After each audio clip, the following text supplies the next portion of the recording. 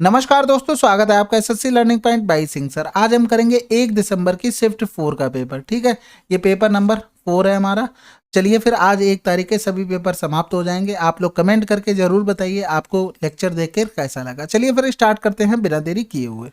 दिए गए त्रिभुज में सी डी बी सी ए का समद्विभाजक है। सी डी बराबर डी ए बोला है और बी डी सी बराबर 76 डिग्री है, तो सी बी डी का अंश माप कितना होगा? तो देखो सी डी कहाँ पर है, ये है। सी डी बराबर दिया है डी ए और बी डी सी ये दिया है 76। अब एक चीज बताओ, ये दोनों भुजाएं बराबर होंगी तो ये एंगल बराबर नहीं होंगे? बिल्कुल एंगल बराबर होंगे, यानी कि थीटा प्लस थीटा बराबर 76 डिग्री होगा एक्सटीरियर एंगल प्रॉपर्टी से। यानी कि थीटा बराबर कितना आ गया, 2 3 6 हो गया और बचा कितना है, 2 8 16 हो गया। अब एक चीज बताओ, ये वाला जब सी डी हमारा एंगल बाई सेक्टर है तो ये दोनों कोण बराबर होंगे, यानी कि ये भी थीटा होगा। अब थीटा की वैल्यू कितनी है?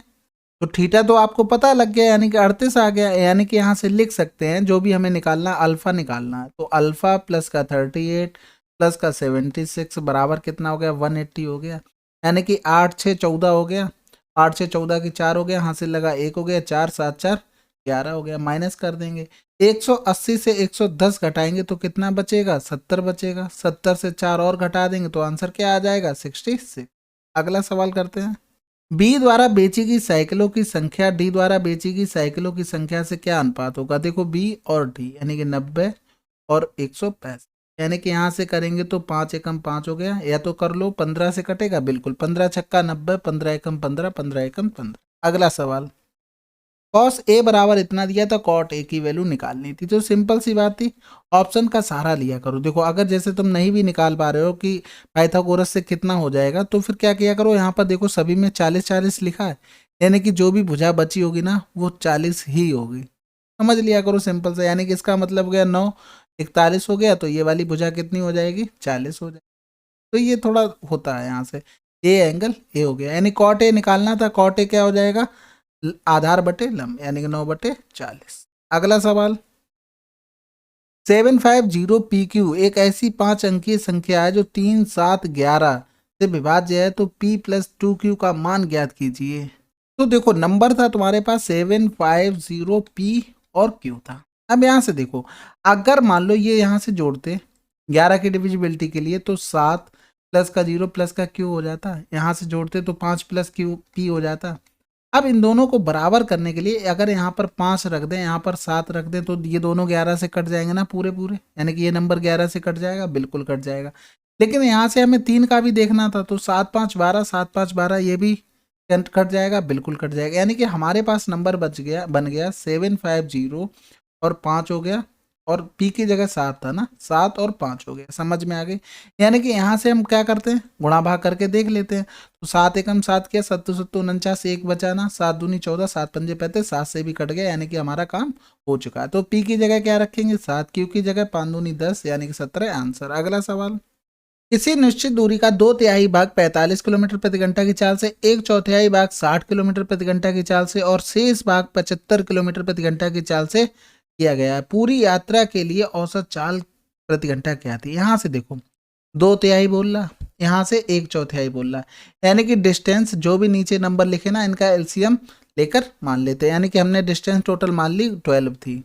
तो यहाँ से देखो पहली कंडीशन में कितनी डिस्टेंस कवर की, 2/3, यानी कि 3 चौको 12 8 कर ली। फिर यहाँ से करेंगे तो 4 3 12 कवर कर ली, यानी 8 3 11, तीसरी में 1 कवर की। यानी कि एवरेज स्पीड का फार्मूला होता है total distance upon total time. Total distance तो हमें पता लग गई 12, लेकिन टोटल टाइम निकालना है, यानी कि 8 हो गई क्या, दूरी हो गई। यानी कि इसमें 45 से भाग करेंगे तो हमें डिस्टेंस मिल जाएगी, वो सॉरी टाइम मिल जाएगा। इसमें भाग करेंगे 60 से मिल जाएगा, इसमें 75 से कर देंगे। समझ रहे हो गई बात को?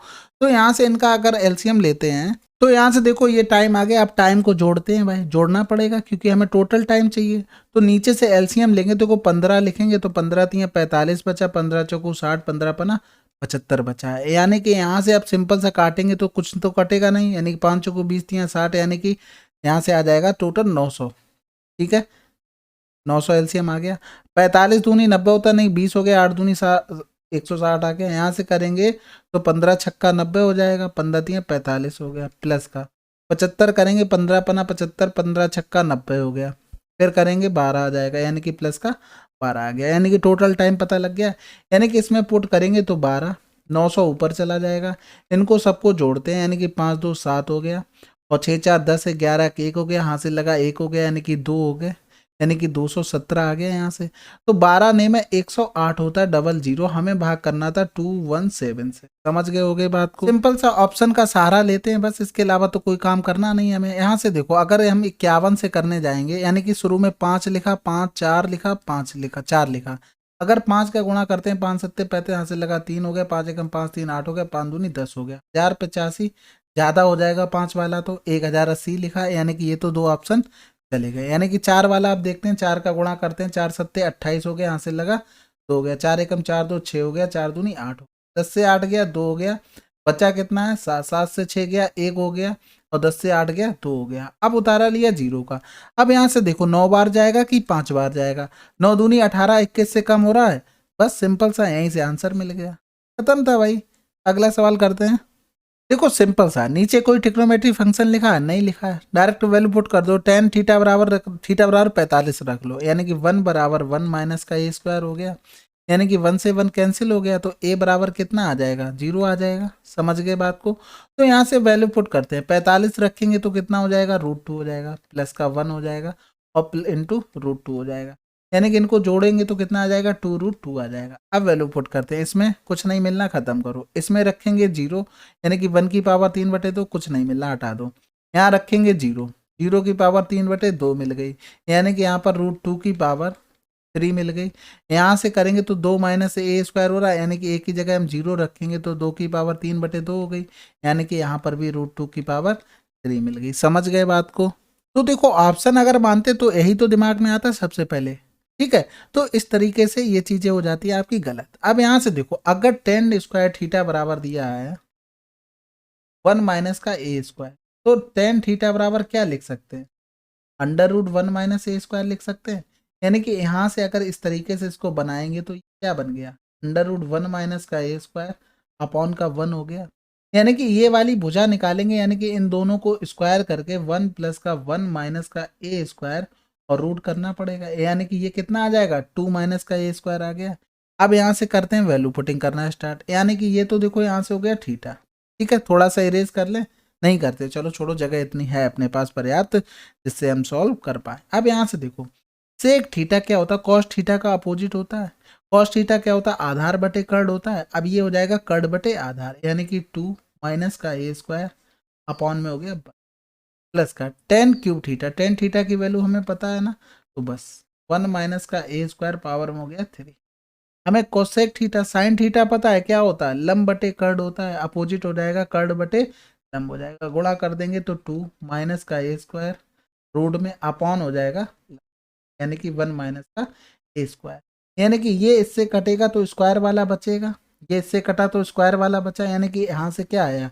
2 माइनस का ए स्क्वायर अगर हमने कॉमन ले लिया तो 1 माइनस का 1 माइनस का स्क्वायर बचा, यानी कि रूट खत्म हो जाएगा तो 1 माइनस का ए स्क्वायर हो जाएगा, सॉरी 1 प्लस यहाँ पर कर लो, ए स्क्वायर हो गया। तो यहाँ से देखो क्या बचा? 2 माइनस का ए स्क्वायर, और यहाँ पर बच गया 2 माइनस का ए स्क्वायर। बात समझ गए होंगे सब लोग। तो यहाँ से जब इसको सॉल्व करेंगे तो 2 माइनस ए स्क्वायर की पावर कितनी हो गई? 1/2, और यहाँ पर भी थी पावर 1, यानी कि जब बेस सेम होगा तो पावर जुड़ जाती है, यानी कि 2 माइनस का ए स्क्वायर करेंगे 2 एकम 2 1 3/2 आ गया, यानी कि आंसर हमारे हाथों में था। तो इसलिए कहते हैं आपको बेसिक पता हो सकता है आपका आपका मेथड ना लगे वहां पर, तब क्या करोगे? तब फंस जाओगे। तो इसलिए कोशिश किया करो हर चीज का, हर सवाल का आपको बेसिक्स पता हो, तो आप बहुत जल्दी करके निकल जाएंगे। अगला सवाल करते हैं। एक घोड़े को 20% के लाभ पर इतने में बेचा गया, 30% का लाभ कमाने के लिए उसे किस मूल्य पर बेचना होगा? देखो 120 की वैल्यू दी गई थी 60,000, हमसे 130 की वैल्यू पूछी गई थी, यानी कि 0 से 0, 12 पंजे 60 हो गया, 13 पंजे 65 आंसर। अगला सवाल, 36 लीटर डीजल में एक ट्रक इतने किलोमीटर चलता है तो 33 लीटर डीजल में कितने किलोमीटर जाएगा? बताओ। ऐसे टुच्चे सवाल भी पूछे गए। हाँ, माना कि 2-3 सवाल टफ थे, लेकिन ये भी तो सरल है ना, इनको भी तो एक्नॉलेज करो। 3 एकम 3, 3 दूनी 6 हो गया, 12 चौक 48 हो गया, और 12 एकम 12 हो गया, यानी कि 4 5 1 आंसर। अगला सवाल, देखो ये तो आसान सवाल था, होल क्यू कर दो, पी क्यू, क्यू की पावर 3 प्लस का 3 पी क्यू और ब्रैकेट में पी प्लस क्यू आएगा, उसकी जगह 6 रख दो, बराबर 6 का क्यूब 216 हो गया। पी क्यू की जगह 4 रख सकते हैं, यानी 4 3 12, 12 छंग 72 हो गया। 72 इससे घटा दो, 6 से 2 गया 4 हो गया, 11 से 7 गया 4 हो गया 1, यानी कि आंसर आ गया 144। अगला सवाल, 8 सेंटीमीटर त्रिज्या वाले दो समान वृत्त एक दूसरे को इस प्रकार प्रतिच्छेद करते हैं कि प्रत्येक एक दूसरे से केंद्र से होकर जाता है, उभयनिष्ठ जीवा की लंबाई क्या होगी? एक दूसरे के केंद्र से होकर जा रहा है, ठीक है, ये दोनों के केंद्र हो गए। उभयनिष्ठ जीवा कौन सी होगी? यही तो होगी, उभयनिष्ठ जीवा यही तो होगी, यानी कि यहां से इसको मिलाएंगे, ये इस तरीके से कुछ बनेगा,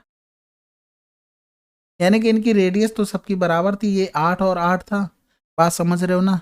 तो ये सब चीजें तो कर ली हैं। ये देखो डायरेक्ट फार्मूला भी होता है, मैं बताऊंगा, वो भी बताऊंगा, परेशान मत हो, लेकिन अभी देखो बेसिक तो बताना ही पड़ेगा। ये कितना हो जाएगा? ये भी 8 हो जाएगा, ये भी 8 हो जाएगा, यानी कि ये क्या बन गया? एक समबाहु त्रिभुज बन गया।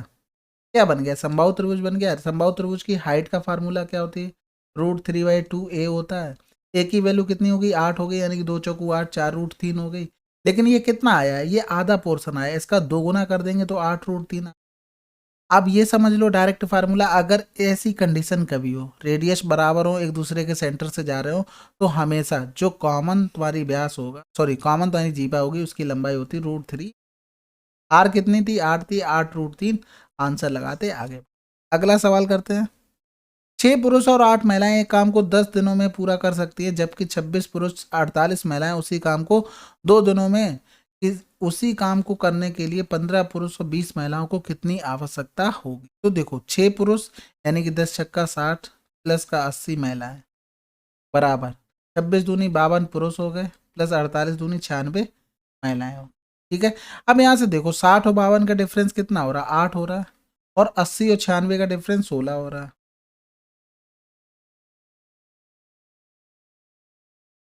आगे इफिशियंसी निकल के, अब टोटल वर्क निकाल लो किसी एक से। 6 पुरुष यानी कि पुरुष की इफिशियंसी 2 हो गई, प्लस 8 महिलाएं, ये एक इफिशियंसी, और कितने दिन? 10 दिन, यानी कि टोटल वर्क आ गया। अब 15 पुरुषों को करना था, पुरुष की इफिशियंसी 2 हो गई, यानी कि 15 दूनी 30 हो जाएगा। 20 महिलाएं, 20 इफिशियंसी 1 है तो 20 हो गया। 30 20 50, 10 पंजे 50 हो गया। 6 दूनी 12 करेंगे, 8 एकम 8 करेंगे, 12 8 20 हो गया। 20/5, 5 चौको 20, आंसर आ गया। अगला सवाल देखो, ये सब कुछ तुमको दिया गया था, हमसे पूछा गया था सी का मान क्या होगा, और सी 0 से बड़ा है। देखो सिंपल सी बात है, फार्मूला आपको पता होगा, a² प्लस का b² प्लस का c² माइनस का 1024, ये ऊपर पहुंच जाएगा, यानी कि माइनस वाला प्लस हो जाएगा, प्लस वाला माइनस हो जाएगा, यानी कि माइनस का 2ab प्लस का 2bc और प्लस का 2ca हो जाएगा। अब इस साइड जब लेके आएंगे तो a² प्लस का b² प्लस का c² प्लस का 2ab माइनस का 2bc माइनस का 2 बराबर क्या हो गया? 1024 हो गया। अब यहां से देखो माइनस वाले में क्या चीज कॉमन आ रही? सी कॉमन आ रहा है, यानी कि सी कहीं ना कहीं माइनस रहा होगा, यानी कि ये फार्मूला बना होगा इस चीज, होल स्क्वायर बराबर 1024 हो गया। ए प्लस बी बराबर दिया गया था 5c, 5c को करेंगे तो सी घटा देंगे, यानी कि 4c का होल स्क्वायर करेंगे, 4c का होल स्क्वायर बराबर हो गया 1024। दोनों तरफ रूट ले लेंगे तो 4c बराबर 32 हो गया, तो सी बराबर कितना आ गया? 8 है। उस घन की कोर ज्ञात कीजिए जिसकी आयतन इतना इतना इतना कोर वाले घनों के आयतन के योगफल के बराबर है। तो सिंपल है, 6 का क्यूब सभी को पता है 216, 8 का क्यूब 512, तो 10 का क्यूब कितना होता है? 1000 होता है। 6 2 8 हो गया, 2 हो गया, 5 2 7 हो गया, 1728। किसका क्यूब होता है? 12 का क्यूब होता है। आंसर आ गया। अगला सवाल, जी तथा एच की औसत बिक्री डी तथा आई की औसत बिक्री से कितने % अधिक है? तो देखो जी तथा एच, जी कहाँ पर है भाई? जी ये रहा, एच ये रहा, यानी कि इनको जोड़ेंगे 3 3 6 हो गया, 7 1 8 हो गया, यानी कि 86 हो गया, बटे 2 करेंगे, एवरेज आ गया। डी और आई को पकड़ो, डी ये रहा और आई ये रहा, इनको 7 3 10 की 0 हासिल लगा, 1 हो गया, 2 हो गया, 5 2 7 हो गया, बटे 2 एवरेज करेंगे। यहाँ से इनको सिंप्लीफाई कर लेते हैं, 2 चौकू 8 हो गया, 2 3 6 हो गया, 2 3 6 हो गया, 2 पंजे 10 हो बन गया। अब कह रहा है कि औसत बिक्री से कितनी अधिक है, तो देखो यहाँ से कितना अधिक हो रहा? 8 अधिक हो रहा, किससे? 35 से गुणा कर दो 100, तो यहाँ से कटेगा कुछ, बिल्कुल 5 सत्ते 35 हो गया, 5 दूनी 10 हो गया, यानी कि 160/7 आ गया। यहाँ से काटेंगे, 7 दूनी 14, 2 बच गया ना, फिर 2 बच गया, फिर 7 दूनी 14 ही करना पड़ेगा, 6 बच गया, 7 अट्ठे 56 करना पड़ेगा, यानी कि आंसर आ गया। अगला सवाल, यदि राम एक निश्चित यात्रा अपनी सामान्य चाल की 60% चाल से तय करता है तो वह 36 मिनट की देरी से गंतव्य पर पहुंचता है। गंतव्य तक पहुंचने में उसका सामान्य समय क्या होगा? देखो 60% चाल से चल रहा है, यानी कि अगर उसकी चाल 100 होगी तो अब वो अब 60 से चल रहा है, यानी कि 20 3 60, 20 5 100 हो गया। यानी कि स्पीड में रेशियो हमें मिल गया। अगर टाइम में रेशियो निकालेंगे, जब डिस्टेंस तो कांस्टेंट है तो 3 और 5 आ गया। हमारे हिसाब से टाइम में डिफरेंस 2 का है, क्वेश्चन में 36 का है, लेकिन एक्चुअल टाइम 3 था। यानी कि ये कै गुना हो रहा था? ये 18 गुना हो रहा था। इधर भी 18 गुना करेंगे तो 54 मिनट आंसर आ जाएगा। अगला सवाल, राजू, रवि और अशोक ने चुनावी मुकाबला हुआ। डाले गए 5% मत अवैध मिले। राजू को कुल मतों का 30% मिला, रवि को कुल मतों को 32% मिला। विजेता को सबसे कम प्राप्त करने वाले व्यक्ति से 51-36 मत अधिक प्राप्त हुए। डाले गए मतों की कुल संख्या हमने मान ली टोटल 100 थी। एक राजू को कितने मिले? 30% मिले और रवि को 32 मिले, लेकिन इसमें से 5% अवैध भी हो गए। तो यहाँ से देखो कितना हो गया, 30 60 और 2 62 5 67 हो गया। यानी कि जो विजेता है उसे 33% नंबर मिल गए, सॉरी वोट मिल गए। तो यहाँ से देखो सबसे कम वाले से कितना डिफरेंस है? 3 है। इसी 3 की वैल्यू दी गई थी 51-36। हमको 100 की वैल्यू निकालनी थी, यानी कि यहाँ से काटेंगे तो 3 एकम 3 हो गया, बचा कितना? 2 3 7 21, 3 एकम 3, यानी कि 17 12 00 आंसर। अगला सवाल, कह रहा दिसंबर और फरवरी के बीच योजना एक्स की सदस्यता में कितना अंतर है? योजना दिसंबर और फरवरी। तो देखो एक्स कहाँ पर है भाई? एक्स तो ढूंढ लेना ना, बाद में नौकरी लग जाए तब। आंसर आ गया। अगला सवाल, एक त्रिभुज का क्षेत्रफल इतना है, इसकी भुजाओं का अनुपात इतना है, तो त्रिभुज का परिमाप क्या होगा? दिखाई दे रहा ना? ये भुजाएं किस में लिखी हैं? ये आपकी लिखी हैं पाइथागोरियन नंबर में, यानी कि 1/2 10 गुणे 24 इंटू एक्स स्क्वायर हो जाएगा, क्योंकि यहाँ पर 10x मानेंगे 24x, ठीक है। 480 हो गया। तो यहाँ से करेंगे 24 दूनी 48 हो गया, 10 दूनी 20 हो गया। तो यहाँ से x बराबर 2 आ जाएगा। इन सबको जोड़ देते हैं। देखो 10 24, यानी कि 24 और 26 को जोड़ लो, 50 हो गया। 50 और 10 60 हो गया। ये तो परिमाप आ गया, लेकिन इसके साथ इसको गुणा करना पड़ेगा, x माना था ना, तो 60 दूनी 120 आंसर। अगला सवाल, दो संख्याओं का अनुपात 5:4 है, उनका महत्तम समावर्त 4 है, तो उनका लघुत्तम समावर्त क्या है? यानी कि 4 हो गया। यानी कि जब ये रेशियो लिखा जाता है ना, तो बिल्कुल एचसीएफ हटा के लिखा जाता है। यानी कि इसमें अगर हम गुणा कर देंगे तो संख्याएं कितनी हो गई? 5 चौकू 20 हो गया, 4 चौकू 16 हो गया। इनका एलसीएम निकालोगे तो देखो ऑप्शन से चेक कर लिया करो, अगर नहीं निकाल पा रहे हो। देखो 80 दोनों में है, बिल्कुल हो सकता है। 60 नहीं हो सकता, 16 से नहीं कटेगा। 48 20 से नहीं कटेगा, ये नहीं कटेगा, क्योंकि हमें 0 भी तो चाहिए था। तो ये दोनों नंबर तो आंखें बंद करके कर देते हैं। अगला सवाल, दामनी ने 7500 की लागत वाली एक वस्तु खरीदी, उसी के लिए डाउन पेमेंट पर 3500 का भुगतान किया। यदि शेष राशि के लिए दिया गया था साधारण ब्याज 9% प्रति वर्ष है और दामनी ने खरीदे गए 4 महीने के बाद सभी बकाया राशि का भुगतान किया, तो दामनी ने 4 महीने के बाद ब्याज के रूप में कितना भुगतान किया? यहाँ से देखो 7500 की तो चीज थी, 3500 उसने पहले ही दे दिए, कह रहा था कि इतने पे हम ब्याज नहीं देंगे भाई। तो बचा कितना? 4000। अब यहाँ से देखो साधारण ब्याज था, बिल्कुल सिंपल सवाल था। तो 9% होगी क्या रेट, और महीने 4 महीने का था, लेकिन इसे कर लेंगे वर्ष में कन्वर्ट, बटे कर देंगे 100, यही तो ब्याज होगा। 0 से 0 चला गया, 4 3 12, 3 3 9 हो गया, यानी कि 120 आंसर आ। अगला सवाल, एक डीलर 650 सूचीबद्ध मूल्य पर एक पुराना कूलर खरीदता है और इस पर 20% 10% की क्रमिक छूट प्राप्त करता है। वह इसकी मरम्मत पर 38 खर्च कर देता है, इसे 20% के लाभ पर बेचता है, तो कूलर का विक्रय मूल्य क्या होगा? तो यहाँ से 650, अब उसको छूट कितनी मिल गई? 20% का मतलब 20 पंजे 100, 4/5, और 10% का मतलब 9/10, यानी कि इतनी छूट मिल रही, उसने 38 रुपया और खर्च कर दिया। तो कह रहा था कि 20% का लाभ उसे प्राप्त करना है, यानी कि 20% का लाभ 20 पंजे 100 हो गया, यानी कि 6/5 में बेचना होगा, तभी तो लाभ मिलेगा। तो इतना हमें सॉल्व करके निकालना था, बस 0 से 0 चला गया। ये कितना हो जाएगा? 13 हो जाएगा। फिर यहाँ से करेंगे 13 नहीं में 117 हो गया, गुणे 4 हो गया, फिर प्लस का 38 हो जाएगा, बट और गुणे में 6/5 है। तो यहाँ से करेंगे 4 सत्ते 28 हो गया, हासिल लगा 2, 11 चौक 44 और 2 46 हो गया, प्लस का 38 कर देंगे, 8 8 16 6 हासिल लगा 1 हो गया, 7 3 10 की 0 हासिल लगा 1 हो गया, यानी कि 1 करेंगे तो 5 हो गया, बटे 6/5 हो गया। यहाँ से करेंगे तो 5 एकम 5 0, 5 एकम 5 हो गया, फिर 5 दूनी 10, 6 दूनी 12 हो गया। जैसे ही देखा आंसर लगा दे, ठीक है। फिर करेंगे 6 एकम 6 7 हो गया 0, 6 एकम 6 का आंसर। अगला सवाल, देखो ये भी सिंपल सवाल था, यहाँ पर देखो ये क्या लिखा है, ए की पावर 3 लिखा है, ये क्या लिखा था, प्लस का बी की पावर 3 लिखा था, अपॉन में ए स्क्वायर माइनस का बी स्क्वायर माइनस का ए बी प्लस का बी स्क्वायर हो गया। अब इसका फार्मूला खोलोगे तो क्या लिखोगे, ए प्लस का बी, ए स्क्वायर माइनस का ए बी और प्लस का बी, यानी कि ये इससे कैंसिल आउट हो जाएगा, बचेगा क्या, ए प्लस बी बचेगा, यानी कि 4 2 8 3 4 8 8 8 16 की 6 जैसे ही देखते आंसर लगा देते। ठीक है, हासिल लगा 1 4 3 7 हो गया, 4 3 7 हो गया। अगला सवाल देखो, ये ट्रिग्नोमेट्री का सवाल था, आसान था, आप इसको दोनों तरीके से बना सकते थे, लेकिन यहाँ से देखो क्या कर सकते, सिंपल सा यहाँ से कॉमन ले लो 4 बाहर, तो ये हो गया 4 कॉस क्यू, पाई बटे 6 को हम अभी थीटा मान लेते हैं, माइनस का 3 कॉस थीटा हो गया, ये फार्मूला होता है कॉस 3 थीटा का, यानी कि 4 गुणे कॉस 3 थीटा हो गया। अब थीटा की जगह क्या लिख सकते हैं, 4 गुणे कॉस 3 गुणे पाई बाई 6 कर सकते थे, यानी कि 3 दूनी 6 हो गया, यहाँ पर पाई की वैल्यू 180 हो गई, यानी कि यहाँ से 2 में 18 हो गया, कॉस 90 की वैल्यू क्या होती जी।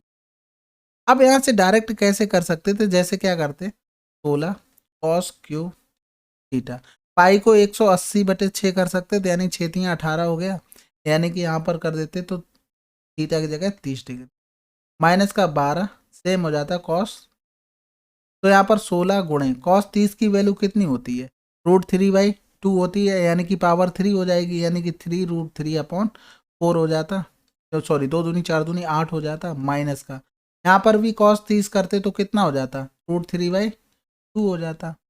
ठीक है, यहाँ से करेंगे 2 छक्के 12 हो गया, यहाँ से करेंगे तो 2 अट्ठे 16 हो गया, 2 चौकू 8 हो गया, 4 दूनी 8 हो गया, 3 दूनी 6 हो गया, 6√3 माइनस का 6√3 करते तो 0 आ जाता। ठीक है, लेकिन ये तब कर पा रहे जब आसान था, मतलब नंबर आपको आसान मिल गए, और फार्मूले पे कैसे बन रहा वो भी देख लेना। ठीक है, अगला सवाल करते हैं। तो कह रहा है P1 बराबर इतना इतना इतना औसत उत्पादन का मान है, P2 देखो इतने इतने के बीच का अंतर है, तो P1 प्लस P2 क्या होगा, तो देखो ACDF, ए सी डी और एफ, यानी कि इनको सबको जोड़ना पड़ेगा, तो सिंपल देखो 20 और 10 30 हो गया, 30 30 60 हो गया, 60 और 10 70 हो गया, 70 और 1 71 हो गया। अब यहाँ से देखो इनका एवरेज की बात कर रहा था, डिवाइड 4 हो गया। P2 क्या है, बी और ई के उत्पादन के बीच अंतर है, यानी कि P2 कहाँ पर है, सॉरी बी और ई कहाँ पर है, बी और ई इनमें अंतर है 3 का, समझ गए, यानी कि ये सारी चीजें किस में आ गई, परसेंटेज में आ गई। तो P1 प्लस P2 निकालना था, यानी कि यहाँ से करेंगे 4 3 12, 12 और 71, यानी कि 70 और 10 80, यानी कि 83/4% निकालना था। टोटल 100% की वैल्यू कितनी दी गई थी, 100% की वैल्यू दी गई थी 22,000। ठीक है, हमें इतना निकालना था, यानी कि 0 से 0 चला गया, 4 पंजे 20, 4 पंजे 20 हो गया, यानी कि 11 गुणे 5 गुणे 83 हो गया। तो यहाँ से करेंगे 5 दिए 15, यहाँ से लगा 1 5 8 40, 1 41 हो गया, गुणा करेंगे 11, यानी कि 5 5 1 6 4 1 5 हो गया, और 4 45 65 आंसर। अगला सवाल, एक 58 सेंटीमीटर व्यास वाले एक वृत्त में 42 सेंटीमीटर लंबाई की एक जीवा खींची जाती है। उसी वृत्त में 42 सेंटीमीटर लंबाई वाली एक जीवा से एक अन्य समांतर जीवा जिसकी लंबाई 40 सेंटीमीटर है की न्यूनतम दूरी कितनी होगी। तो देखो सिंपल सा चित्र बना लो। ठीक है, ये क्या था, व्यास था कितना 58 सेंटीमीटर। ठीक है, अब वो कह रहा था 42 सेंटीमीटर का एक क्या है, जीवा है, 42 सेंटीमीटर की एक जीवा बना दी। अब वो ये कह रहा है कि एक और हमको जीवा बनानी है 40 सेंटीमीटर की, और उसकी न्यूनतम दूरी निकालनी है। अब वो देखो न्यूनतम दूरी, देखो इधर हम बना देंगे, इधर अगर बनाते हैं तो ये न्यूनतम नहीं, ये सबसे ज़्यादा हो जाएगी, तो इसको तो नहीं बना सकते, हमको इधर ही बनाना पड़ेगा। अब ऊपर इसलिए बन रही है कि ऊपर हमेशा छोटी रहती है, जितना नीचे आएंगे वो बड़ी होती चली जाएगी। ठीक है, और फिर जैसे ही हम यहाँ से इधर क्रॉस कर लिए फिर वैसे ही कम होती चली जाएगी। ठीक है, तो यहाँ से देखो ये 40 हो गया, ये कितना हो गया 42 हो गया, सिंपल बन गया होगा, अब तो सवाल समझ में आ गया होगा आपको लोगों को। तो यहाँ से क्या करते हैं, मिलाना, यानी कि ये सेंटर हो गया, इसको यहाँ से मिला देते हैं, एक लाइन यहाँ से ड्रा करते हैं। पहले तो देखो ये 21 हो गई। ठीक है, सेंटर से जीवा पर डाला गया अलम हमेशा 2 भागों में बांटता है, तो ये देखो 21 हो गई। अब फिर ये कितनी हो जाएगी, 2 दूनी 4, 2 में 18 हो गया, पाइथागोरस से ये 20 हो जाएगी, बिल्कुल हो जाएगी। इसी तरीके से ये आप देखो दूसरी, थोड़ा पेन चेंज कर लें, अच्छा लगेगा आप लोगों को भी। अब यहाँ से देखो इस पर मिला देते हैं छोटी वाली जीवा, ये कितनी हो गई 29 हो गई, ये आधी हो जाएगी, ये 20 हो जाएगी, यानी कि ये पूरी भुजा कितनी हो गई अब 21 हो गई, यानी कि ये पूरी 21 हो गई, ये यहाँ पर 20 थी, यानी 21 माइनस 20 का डिफरेंस कितना आ गया, 1 आ गया। ठीक है, अगला सवाल करते हैं। चलिए फिर 1 दिसंबर की शिफ्ट 4 कंप्लीट हो गई है, यानी कि 1 तारीख के सभी पेपर आपके कंप्लीट हो गए हैं। आशा करता हूँ आपको अच्छे से समझ में आया होगा और अच्छे से एनालिसिस करना है कि पेपर में क्या नए टाइप के क्वेश्चन कर रहे हैं और किस टाइप की प्रैक्टिस होनी चाहिए। चलिए फिर मिलते हैं अगले वीडियो में, तब तक के लिए जय हिंद, जय भारत।